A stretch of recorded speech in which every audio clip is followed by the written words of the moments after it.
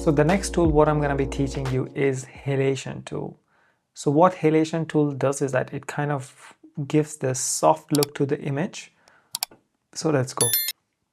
Here we go to effects, then you just type halation.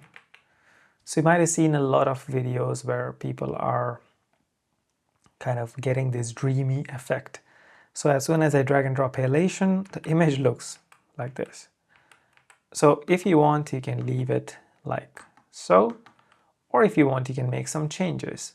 So the first and the most important change what you can do is global blend. So of course you can reduce down the opacity. So I usually keep it until here. So it's not too much, but it still looks a little bit dreamy.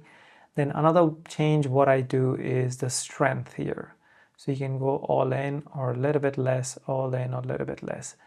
And this halation tool, it usually works when there is like a bright light source in the image. So that's the only two variables that I changed. One is the global blends, like next is the strength. You can play around with gamma to have the, different type of like the halation.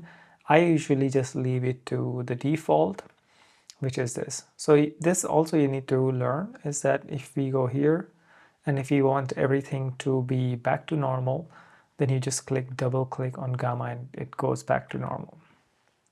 Let's give you example of the clip what we were editing before.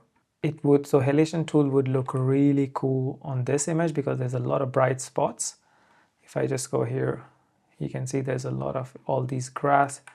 They have this, they have this kind of shiny effect, which looks really cool, but it might not look great in this image. So let me just make this image a bit more normal.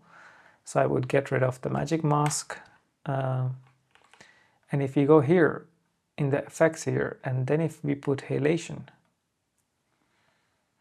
it wouldn't be too much because there's not much kind of sunlight falling on someone's face, or there's not crazy sun or light source. It's still doing something on the reds, but not too much on the skin. But it still does really good. Like the image looks so much better than how it was before.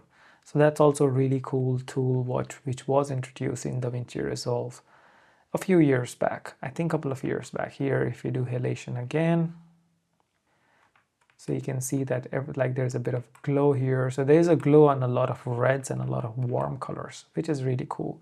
But I usually keep the blend mode to about 50 to 60 so that it shouldn't look like just because I know how to put Halation Tool, I would put it on all the images. So yeah, that's Halation Tool for you.